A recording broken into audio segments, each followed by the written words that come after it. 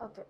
So today we are going to start with the new chapter, that is breathing and exchange of gases. Okay. So ये chapter में हम लोग क्या पढ़ने वाले? We are going to study about the respiratory system. ठीक है? So when we talk about respiratory system, we will also discuss the process. Okay?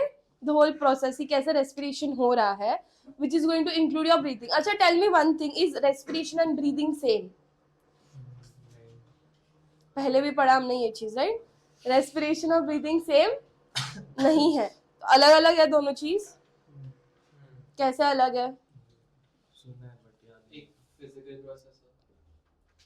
Can I say breathing is a part of respiration?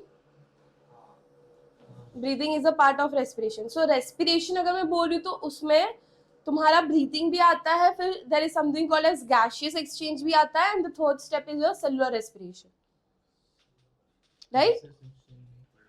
Cellular respiration तो पढ़ा है अपन ने, right? सो अगर मैं respiration की बात करती हूँ,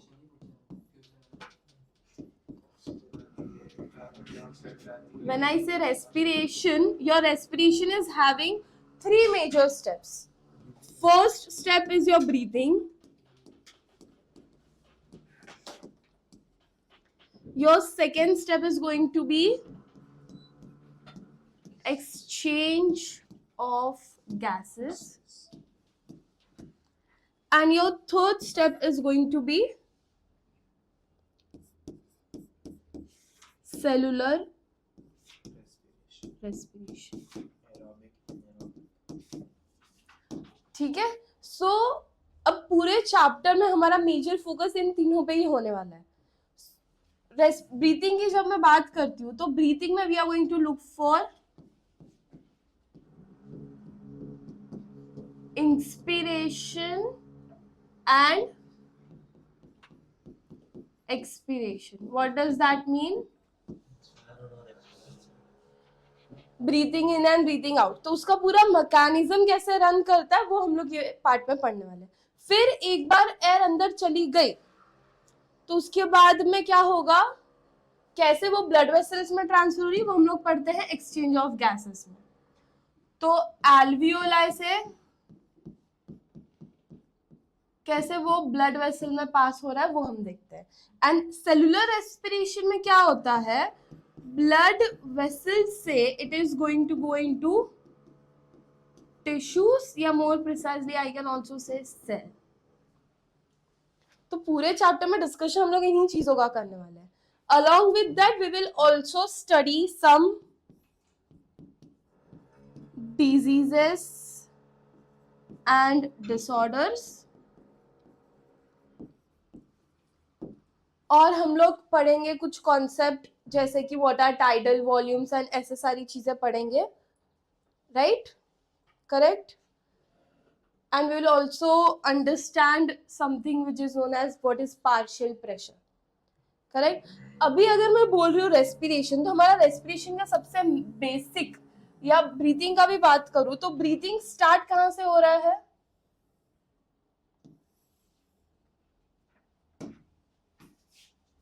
यस, ब्रीथिंग स्टार्ट कहां से हो रहा है?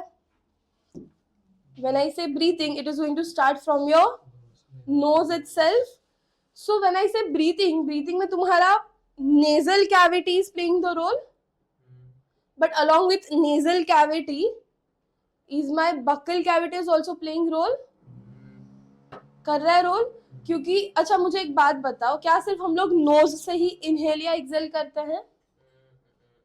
नहीं, we also inhale and exhale with the help of your mouth. But maximum जो प्रोसेस है वो हमारा नोज कैरी करता है, क्योंकि माउथ से तुम लोग खाने वाले हो, बोलने वाले हो, झगड़ा करने वाले हो, सब करने वाले, राइट? तो mouth is going to be busy moreover, इसीलिए मैक्सिमम ब्रीथिंग का प्रोसेस कौन कैरी करता है? एंड कभी कभी with requirement your mouth is also doing that function. अब जो हम लोगों ने एयर इनहेल की, तो as soon as we inhale the air, तो नोज का स्ट्रक्चर में क्या क्या ऐड होता है?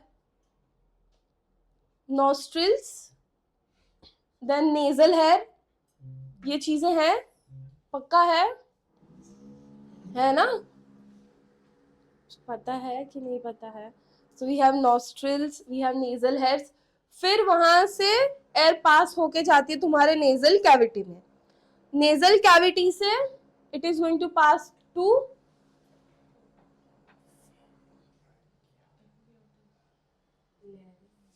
your nasal cavity and buccal cavity both joins at a point. Which is that point? Glottis join करता है. Pharynx is the point, right? So your, let me write here, nasal cavity and buccal. AC on करना बेटा.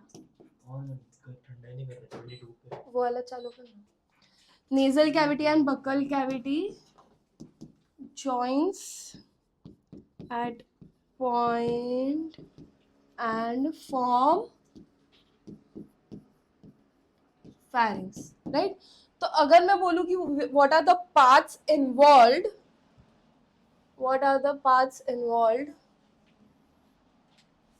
in your breathing, तो सबसे पहले आएगा knows, फिर क्या आएगा?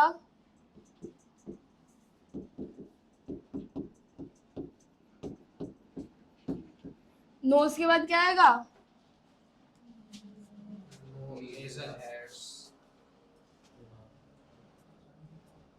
नोज के बाद क्या आएगा?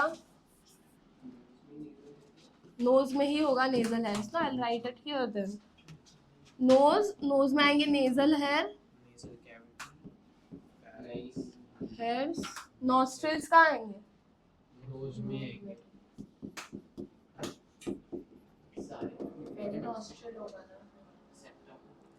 फिर सेप्टम इज डिवाइडिंग है ना, तो उसको हम लोग, वो ब्रीथिंग में तेरे को कुछ ये नहीं कर रहा है. देन नेजल कैविटी, फिर नेजल कैविटी के बाद क्या आएगा? डायरेक्टली फेरिंग्स आएगा कि बक्कल कैविटी आएगा? फिर बक्कल कैविटी आएगा ना.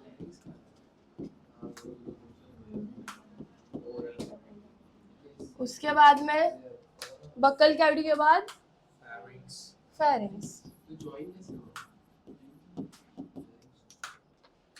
ये कैविटी और ये कैविटी तेरा यहाँ पे ज्वाइन होना ना, और उसके बाद में ईसोफेगस और ये अलग है. ईसोफेगस और ट्रेकिया अलग है. फेरिंग्स के बाद ट्रेकिया, लैरिंग्स, फिर ट्रेकिया,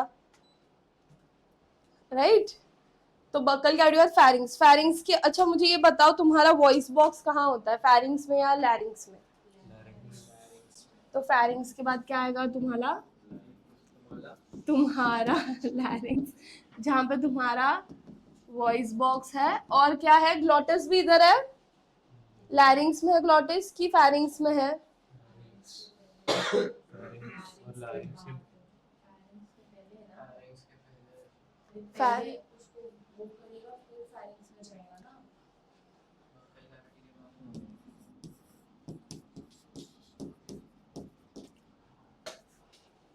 बताओ, पक्का बताओ.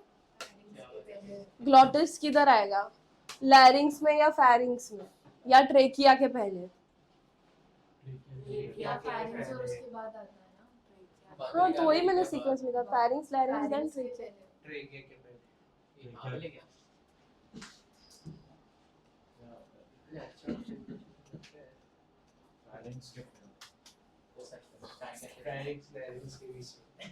मेरा भी वही था. तुम्हारा होमवर्क है नेक्स्ट क्लास के लिए. के पहले ना मैम, पहले वो वेदिका करेगा and then it comes in that, no? Pharynx and larynx में. तुम्हारा डिवीजन जो है, trachea is your wind pipe, let's say. तो तेरा ट्रेकिया और ईसोफेगस आगे पीछे आने वाला है. तो पहले एपिग्लॉटिस आएगा ना ट्रेकिया के पहले. हाँ, अग्री, ट्रेकिया के पहले. माय क्वेश्चन इज ट्रेकिया के पहले लैरिंग्स में आएगा या फेरिंग्स में आएगा? क्या? Yes yes, the exam. Pharynx में आएगा. करना सारे गामा बोल. मैम larynx के बाद आता है. लैरिंग्स के बाद आता है, दैट मीन्स ट्रेकिया ट्रेकिया के पहले। हम सही थे। हाँ अबे उससे बाद में आंसर किया। चल, चल। पहले तो नहीं आना चाहिए। क्यों? बोला था Yes, ट्रैकिंग के पहले आता है। अरे हाँ कवर ही क्या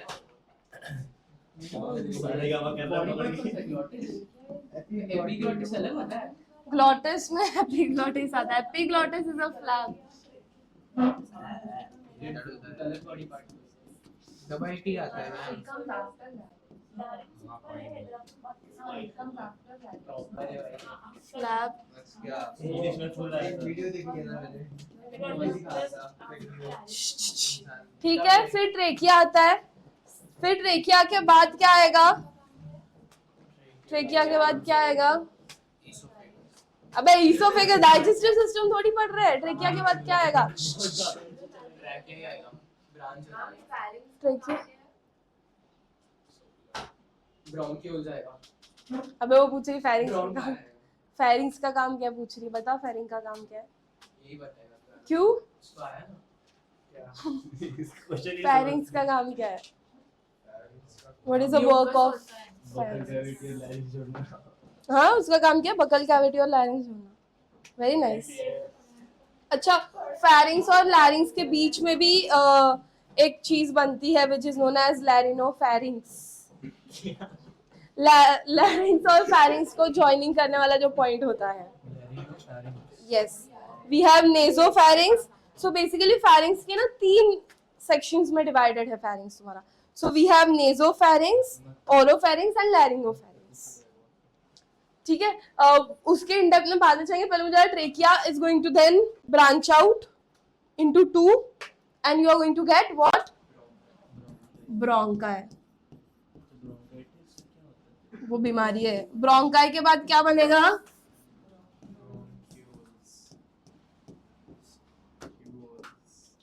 फिर ब्रोंक्यूल्स, फिर you are going to get alveoli. So ये दोनों जो है वो तुम्हारा पार्ट ऑफ क्या हो गया? लंग्स। करेक्ट? लंग्स में है ना ये? श्योर हो? लंग्स कितना होता है? 2 3 4 5?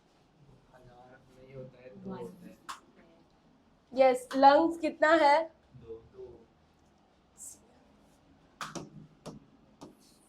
2 लंग्स का स्ट्रक्चर कैसा है? 1 का पैर है, सो इट इज इन पैर।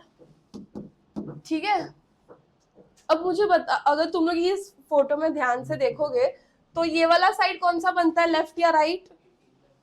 ये राइट साइड बनता है। तो राइट साइड में can you see there are 2 sections which is making it 3 parts. तो हार्ट का तुमको याद है ट्राइकस्पिड वाल्व कौन से साइड होता है?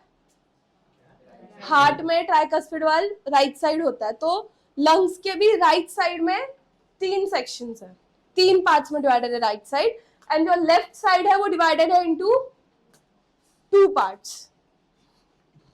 2 पार्ट्स में डिवाइडेड है। ओके, स्क्रीनशॉट ले लेना हमारा। ठीक है, नहीं, यू कंटिन्यू। याद रहेगा अभी तुमको। हार्ट का भी वाल्व तुम ऐसे याद रख सकते हो, राइट लंग्स, राइट 3 तो ट्राई, लेफ्ट में 2 बाय, लंग्स में भी 2 हेल्प्स है बेसिकली। क्लियर? और क्या होता है? Bronchus, bronchioles. ठीक है, अब लंग्स के एंड में, लंग्स के एंड में क्या होता है? सो एल्वियोलाई के बाद 8th स्ट्रक्चर जो आएगा वो है so diaphragm. Diaphragm is the last one, right? So एक चीज याद रखो, जो अपना upper body till diaphragm it is known as, तो ये सब जो है ये सब अपना कौन सी कैविटी में आता है? थोरैसिक कैविटी आती है। क्या बोलते हैं इसको हम लोग? After diaphragm it is considered as abdominal cavity. Clear?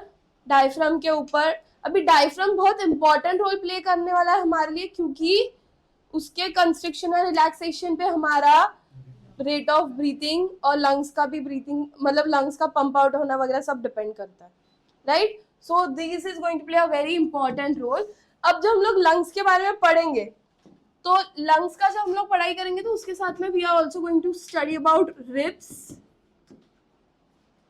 We'll study about ribs and we are also going to study about intercostal muscles.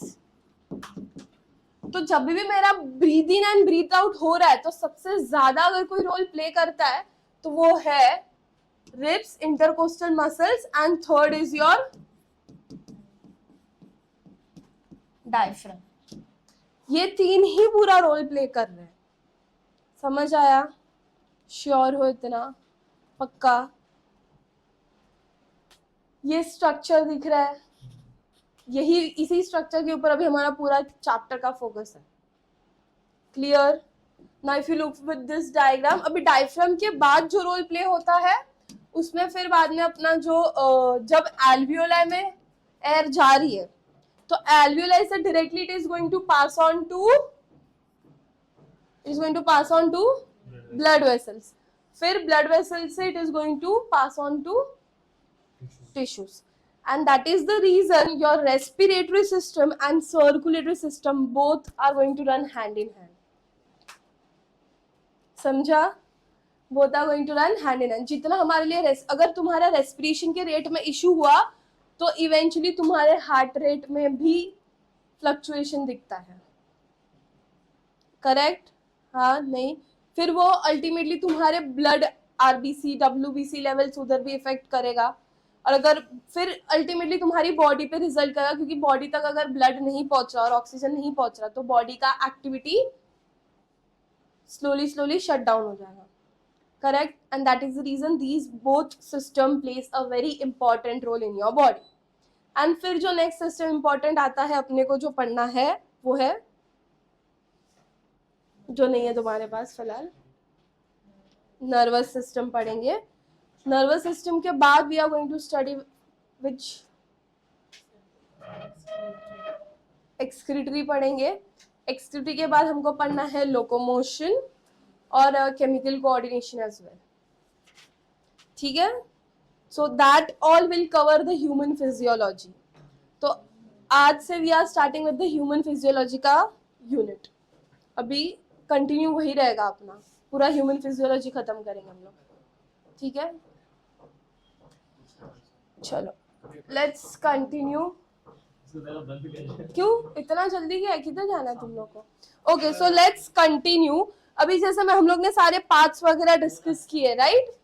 So let's continue with the part. अभी mouth के बारे में ज्यादा डिस्कस करने की जरूरत नहीं, ना ही नेजल कैविटी के बारे में, क्योंकि यू नो और उसमें ज्यादा कुछ है भी नहीं. अब जैसे ही नेजल कैविटी खत्म होती है तो हमारा कौन सा रीजन आता है? फेरिंग्स, लैरिंग्स और ट्रेकिया आता है, राइट? यही रीजन आएगा. पक्का? श्योर हो? तो ट्रेकिया में क्या होता है बेटा अपने? ट्रेकिया किससे बना है? ट्रेकिया बना है ना किसी चीज से. ट्रेकिया मसल से बना है, बोन से बना है कि कार्टिलेज से बना है?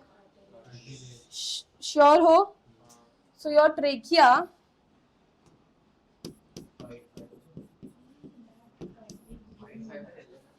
is made up of C-shaped rings जो कि कार्टिलेज से बनी है. किससे बनी है? Cartilage. Now which type of cartilage is present here? हाँ, अरे नाम है कार्टिलेज का, एक स्पेसिफिक टाइप ऑफ कार्टिलेज है. येलो नहीं चाहिए मेरे को, स्पेसिफिक नाम है उसका. Highline cartilage. हम लोग ने कार्टिलेज के टाइप्स पढ़े हैं. हाँ, तो वहां पे मैंने ये बताया था तुम लोग को, ये नाम बताया था. याद है? नहीं है याद? है कुछ याद नहीं है तेरे को? पूछू क्वेश्चंस? पूछू क्वेश्चंस? हाँ चलो हाँ मेरे को भी याद है. पॉज करेंगे. 50,000 की बैठेगा तब जाएगा. अरे पीछे ओके, सो ट्रेकिया जो है वो ओपन अप होता है किसमें? Trachea is going to open down into lungs में, करेक्ट, लंग्स में। फिर आगे लंग्स में कहाँ एग्जैक्टली कहाँ ओपन अप होता है?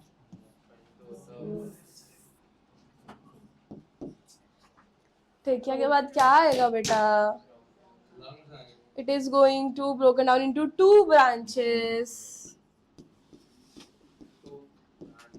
at हम लोग बोलते हैं TS level। क्या बोलते हैं उसको हम लोग? TS मतलब क्या होगा?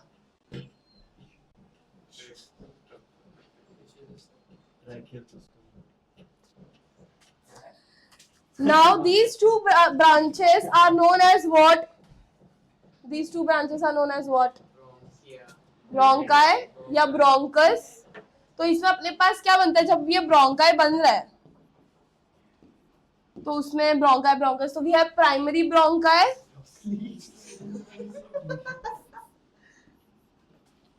जब ये ब्रोंकाई बन रहा है तो we have primary and then we get secondary as well, and फिर वो और फाइन माइन्यूट होते जाता है, और माइन्यूट होते होते फिर क्या बनता है? Bronchioles and then you get alveoli, right? Correct?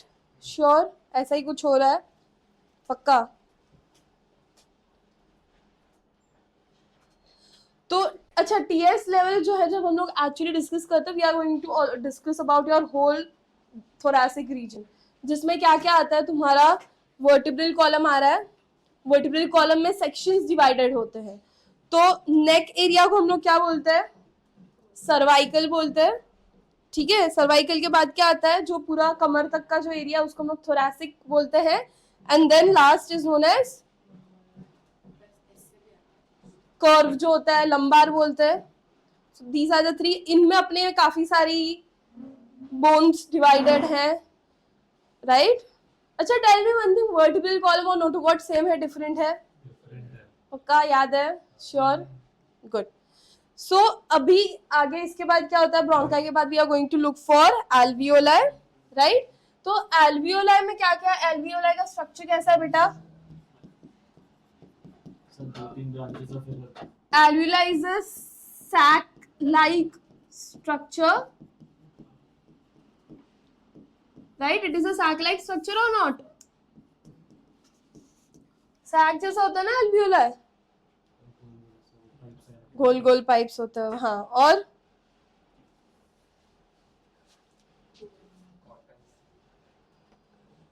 alveoli में होता है alveoli duct, एल्वियोलर डक्ट या एल्वियोलर डक्ट, ठीक है। अब ये सैक लाइक स्ट्रक्चर का बहुत ही इंपॉर्टेंट रोल होता है। क्यों इंपॉर्टेंट रोल होता है? So it is more of like let's say ऐसा स्ट्रक्चर होता है, ठीक है। तो इसका काम क्या है? यही हमारा मेजर एक्सचेंज ऑफ गैसेस करने वाला है ना। तो इसके सराउंडिंग में ऐसे क्या होंगे तुम्हारे? ब्लड वेसल्स है। तो यहाँ पे O2 आया है, तो यहाँ से O2 कहाँ पे पास होने वाला है? टू योर ब्लड वेसल्स, या वी कैन से कैपिलरीज है। यहाँ पे कैपिलरीज है ना, and then we get something known as arteries and veins. So arteries क्या कैरी करती हैं?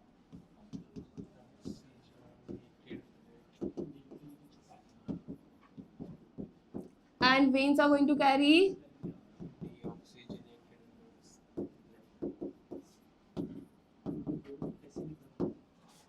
right, यही होगा।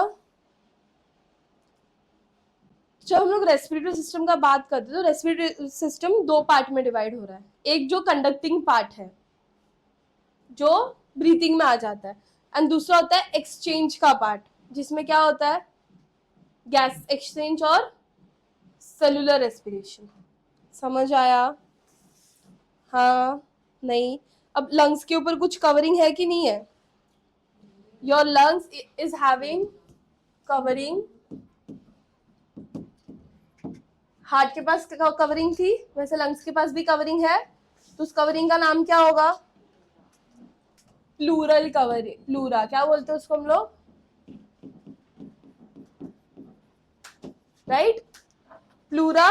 अब ये जो है वो दो इसमें डिवाइडेड होती है, किसमें डिवाइडेड होती है, दो पार्ट्स में.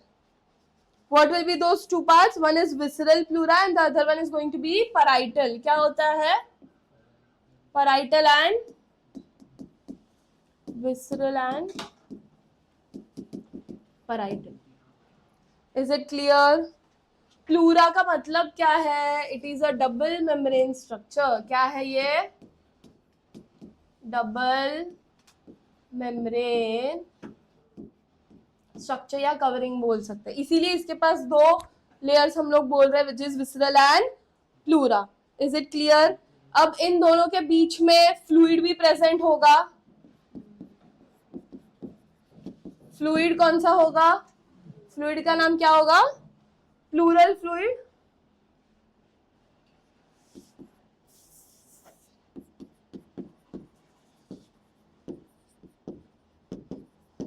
फ्लूइड का नाम फ्लूरल फ्लूइड बनेगा, राइट. सेम हार्ट में भी होने वाला है, अच्छे से याद रखो. Correct, sure, cool. यहाँ तक लंग्स का हमने ऑलरेडी डिस्कस किया कि लंग्स जो है वो बहुत सारे पीसेस ज्वाइंट होकर बना है, इसीलिए एक साइड अपने पास 3 पीस है, दूसरी साइड अपने पास 2 पीस है. Is it clear? श्योर, पक्का, क्लियर है इतना? चलो, तो ये हमारा सब बेसिक स्ट्रक्चर था. किसका बेसिक स्ट्रक्चर था, जो भी पार्ट्स इन्वॉल्व हैं उनके बारे में हम लोग ने जस्ट बेसिक अंडरस्टैंडिंग की कि क्या क्या इन्वॉल्व है. अभी हमारा सबसे पहला पार्ट बनता है जो कि है ब्रीथिंग का. वही हमारा मेन पॉइंट है, स्टार्ट वहीं से हो रहा है. तो जब ब्रीथिंग हो रही है तो सबसे पहले क्या होगा, इनहेलेशन होगा. करेक्ट. अब ये ब्रीथिंग या रेस्पिरेशन इंपॉर्टेंट क्यों है हमारे लिए,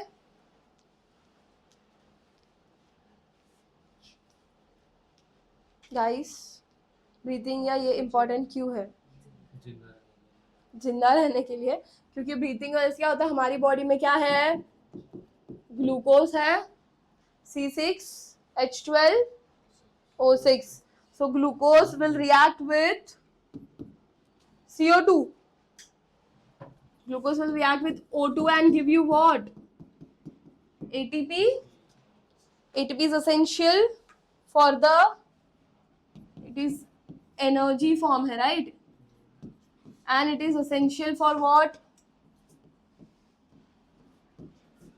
body activities, राइट. बिना एटीपी के बॉडी एक्टिविटी हो सकता है, नहीं हो सकता ना. श्योर हो ना इस पॉइंट को लेके.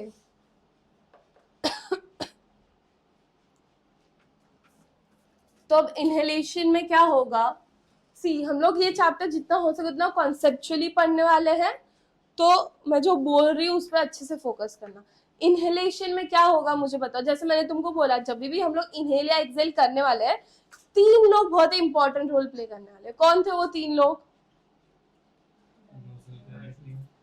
अबे चले, डायफ्राम, इंटरकोस्टल मसल्स और योर रिब्स. एल्वियोलर बाद में आएगा, पहले तो रिब्स रोल प्ले करेंगे, राइट. अब जब मैं रिब्स की बात करती हूँ, हमारे पास कितने रिब्स होते हैं, 12 पेयर ऑफ रिब्स, जिसमें से एक्चुअल ट्रू रिब्स किनको बोलते हैं, 10 है, पक्का 10 ट्रू रिब्स है. 10 पे 7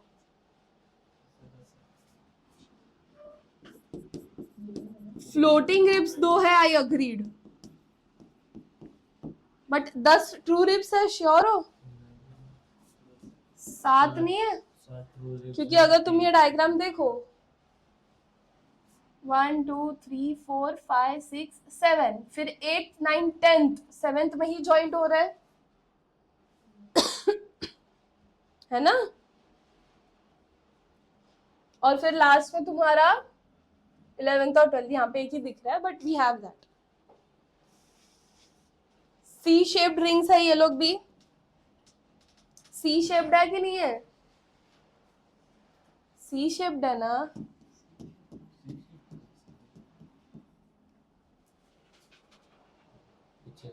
कौन सा शेप है ये? तुम कौन सा सी शेप सोच रहे हो?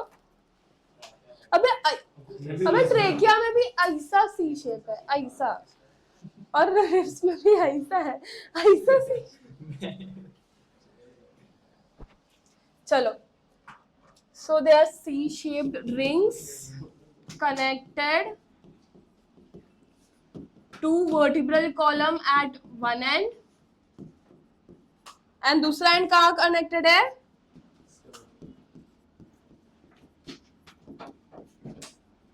Sternum, right? Correct? Clear? तो बाकी के तीन को क्या बुलाते हैं?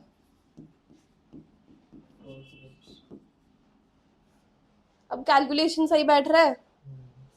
पक्का सही बैठ रहा है? बैठ रहा है ना सही? ठीक है, तो हम लोग इनहेलेशन की बात कर रहे थे, मैंने तुमको बोला रिब्स इंपॉर्टेंट है। अब ये रिब्स जो है इनके बीच में स्पेसेस बनती है, इनके बीच में स्पेसेस बनती है ये स्पेसेस, इन स्पेसेस में होते हैं तुम्हारे इंटरकोस्टल मसल्स, ठीक है? इंटरकोस्टल मसल भी you have internal and external both, right? Correct? तो अब ये मसल्स जो है वो क्या करने वाले हैं, हमारी जो थोरैसिक कैविटी है उसको इंक्रीज और डिक्रीज करने में हेल्प करेंगे अलोंग विथ योर डायफ्राम। तो जो मैकेनिज्म रन करता है इनहेलेशन और एक्सहेलेशन में वो हमारे लिए इंपॉर्टेंट है और बहुत सिंपल है। अपन जब टेक्स्ट बुक वगैरह में पढ़ते हैं थियोरेटिकली बहुत लंबा लगेगा, but when you understand it is a very simple process. तुमको बस ये याद रखना है कि इनहेलेशन में कौन कंस्ट्रिक्ट हो रहा है या कॉन्ट्रैक्ट हो रहा है और कौन रिलैक्स हो रहा है। सेम विथ योर एक्सहेलेशन और एक्सपीरेशन। समझ आया? पक्का? तो हमने ये तीनों पार्ट्स के बारे में समझ लिया। अभी हम लोग देखते हैं कि मैकेनिज्म कैसे रन करता है। अब एक चीज समझो, see when we are putting air in your tube तो हम लोग पर्पसली डाल रहे हैं, बट जब हम लोग इनहेलेशन की बात कर रहे हैं तो how air is rushing inside your body. अभी मैं बात कर रही हूँ तो my mind is not focusing on inhalation, still the air is rushing inside my body and same time पे निकल भी रही है। तो ये कैसे पॉसिबल हो रहा है? क्योंकि अंदर ये जो मैंने तीनों की बात की, ये लोग अंदर हमारा जो प्रेशर है उसको इंक्रीज डिक्रीज कराएंगे, कैविटी को इंक्रीज डिक्रीज करेंगे, जिसके वजह से बाहर की air will be forced to rush inside you. इसीलिए हम लोग इनहेल एक्सहेल विदाउट एनी मेहनत लाइक एफर्टलेसली कर पाते हैं, क्योंकि वो प्रेशर ग्रेडियंट वगैरह क्रिएट हो जाता है जिसकी वजह से air is going to rush inside you. ठीक है, तो अब इस सिचुएशन में होता क्या है, इंटरकोस्टल मसल्स क्या करेंगे, रिलैक्स रहेंगे या कॉन्ट्रैक्टेड रहेंगे। देखो हम लोग को क्या याद करना है, डायफ्राम क्या करेगा, इनहेलेशन के लिए डायफ्राम का कंडीशन कैसा होगा और इंटर कोस्टल मसल्स का कंडीशन कैसा रहेगा। और तीसरा कौन था, रिब्स है, तो वो इंटरकोस्टल मसल्स की वजह से ही एक्सपांड या कौन। ठीक है, अब हमारे जो रिब्स है ना वो लंग्स की साइज से वैसे भी थोड़े से मतलब है, स्पेस दी हुई है कि हमारे लंग्स एक्सपांड कर सके थोड़ा। ठीक है, and eventually because of the muscles वो थोड़ा रिब्स भी थोड़े से स्ट्रेच होके स्पेस बढ़ा देते हैं। So it is not like कि कोई चीज हमने कॉम्पैक्टली भरी हुई है, रिब्स के अंदर हमने लंग्स को कॉम्पैक्टली फिट नहीं किया है, स्पेसेस के साथ है। Is it clear? तो अब मुझे बताओ इनहेलेशन के लिए डायफ्राम क्या होगा। अभी यहाँ पे तुमको बहुत बार ऐसा वर्ड भी मिलेगा, सी शेप्ड होगा या डोम शेप्ड होगा, ऐसे वर्ड्स भी मिलेंगे। ठीक है, सी शेप एंड फ्लैट शेप या डोम शेप, ये टर्म्स भी हमको क्वेश्चन में दिखेंगे। तो वी हैव टू अंडरस्टैंड कि कौन से शेप का मतलब कॉन्ट्रैक्ट है और कौन से शेप का मतलब रिलैक्स स्टेट है। अब मुझे बता इनहेलेशन में क्या होगा,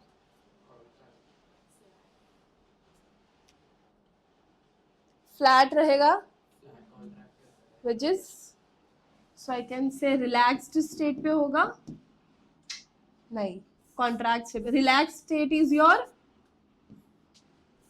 सी शेप वी कैन से। तो यहाँ पे it is going to contract, तो फ्लैट शेप बनेगा इसके कॉन्ट्रैक्शन की वजह से, दैट मीन्स बाहर की तरफ पुश आउट हो रहा है बेसिकली, तो स्पेस ऑलरेडी इंक्रीज हो गई। Plus at the same time ये इंटरकोस्टल मसल्स क्या करेंगे, खुद को एक्सपांड करेंगे ना खुद को, इंटरकोस्टल मसल्स, हाँ बाहर वाले की अंदर वाले एक्सपांड करेंगे कि दोनों एक्सपांड करेंगे। इनहेलेशन में इंटरकोस्टल मसल्स क्या करेंगे,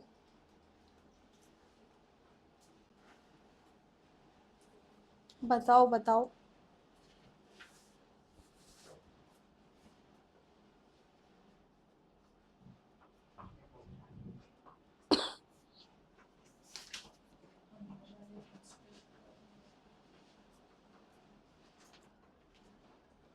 इंटरनल मसल कॉन्ट्रैक्ट करेंगे या रिलैक्स करेंगे,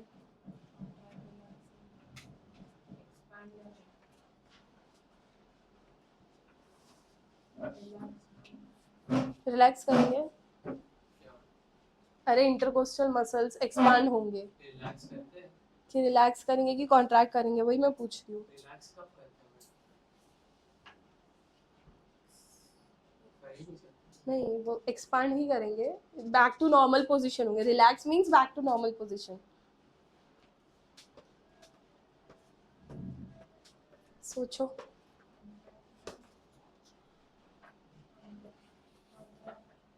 कॉन्ट्रैक्ट करेंगे कौन सा वाला, एक्सटर्नल की इंटरनल, और एक्सटर्नल एक्सपांड होंगे तो कॉन्ट्रैक्ट करेंगे, hence increases volume of thoracic cavity। बाहर वाले कॉन्ट्रैक्ट करते हैं ना, एक्सटर्नल, ठीक है, external is going to contract, increases what, volume of thoracic cavity, ठीक है। और अगर वो वापस नॉर्मल शेप में आ गया तो वो क्या कर रहा है,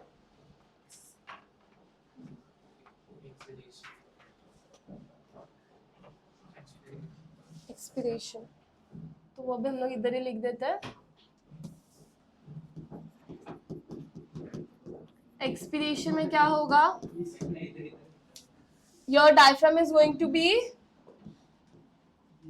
डोम शेप्ड, मतलब रिलैक्स्ड पोजीशन में होगा, पक्का। Dome shaped is relaxed position, सब लोग अग्री करते हो? नहीं तो क्या है बता बता, अगर अग्री नहीं करता तो।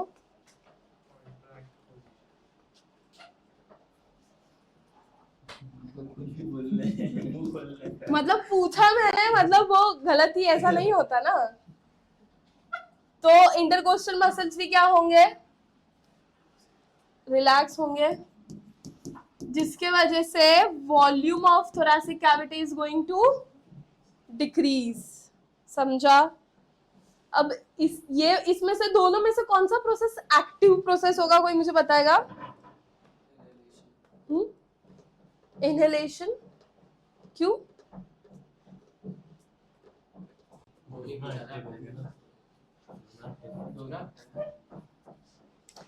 Homework for your next class, you are going to tell me कि ये दोनों में से कौन सा प्रोसेस एक्टिव है। अभी एक्टिव, हाँ एक्टिव प्रोसेस वो होता है जिसमें यूज ऑफ एटीपी होगा, ठीक है। तुम लोग टाइम लो अच्छे से। इनहेलेशन में एटीपी प्रोड्यूस होता है ना, अरे लिखा हुआ है। अबे इनहेलेशन में बन रही है एनर्जी, इनहेलेशन की वजह से। तो यूज थोड़ी तो होगी, यूज तुम ये देख के मत बताओ मुझे कि एटीपी यूज हो रहा है कि नहीं हो रहा। Understand one thing, this is a process that is happening, but जब मैं इनहेल और एक्सहेल कर रही हूँ तो इन दोनों में से किसी भी एक प्रोसेस में या दोनों प्रोसेस में एटीपी का रिक्वायरमेंट है या नहीं है, is my question. Question change किया आपने। हाँ। हाँ, एक में बोलती। रिक्वायरमेंट है। चीटिंग। तुम लोग मेरे को कल कंफर्म बताना, Question मुझे में। कुछ बताना था तुम लोग को। हाँ, ये जो हम लोग ने अभी प्रेशर वाला जो डिस्कशन किया था कि कैसे एयर रशिंग होगी नहीं होगी या ना, ये एक लॉ के ऊपर बेस्ड है। Can you guess that law? नाम कुछ है उस लॉ का ढंग का जो तुमको पता हो? यस, लॉ का नाम क्या है? कौन सा लॉ है? रिपीट। Boyle's law. पढ़ा है कभी Boyle's law? P1 V1 is equal to P2 V2। क्या बोलता है बॉयल्स लॉ, बताओ।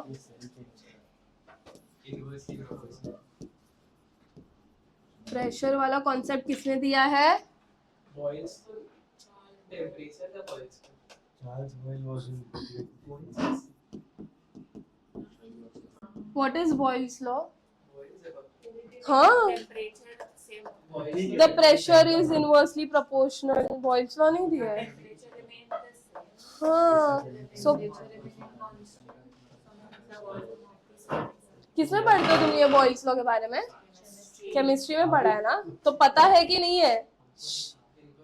तुम लोगों को नहीं था कभी? ठीक है, ध्रुव बता, what is Boyle's law? Boyle का लॉ बॉयल का लॉ नहीं होता है।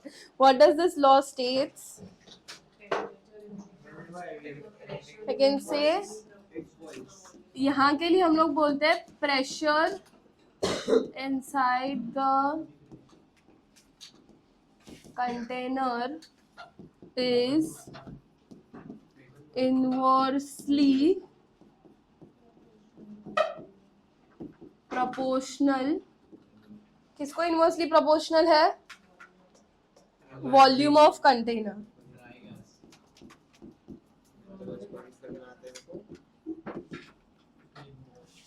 तो इस लॉ से हमारा वो जो कॉन्सेप्ट आया, जैसे मैंने तुमको बोला कि एयर कैसे रशिंग कर रही है अपने अंदर, तो ये इसी के वजह से हो रहा है, इस लॉ को अप्लाई करके हो रहा है। तो क्या होता है, हमारे अंदर का जो लंग्स का प्रेशर है वो कम होता है कि ज्यादा होता है एटमॉस्फेयर से? कम है, इसीलिए एयर बाहर से इमीडिएटली अंदर रश आउट करती है ना। हाँ कि नहीं? बेसिक्स पता है ना? तो ये प्रोसेस होने के लिए हमारे लंग्स क्या करते हैं, अपना जो ये साइज है वो इंक्रीज करते हैं and make sure that air comes in and eventually air goes out. Simple है। ब्रीथिंग पार्ट क्लियर है? इनहेलेशन एक्सहेलेशन क्लियर है? श्योर? पक्का? अच्छे से। नेक्स्ट क्लास हम लोग कंटिन्यू करेंगे with exchange of gases, cellular respiration, partial pressure, and then lastly we'll be left with disease. Is it clear? Okay. Is it clear? Okay. So we'll meet, I guess, Next week. next week. कल बोल रहे थे। हाँ, I wish. बस हो गया।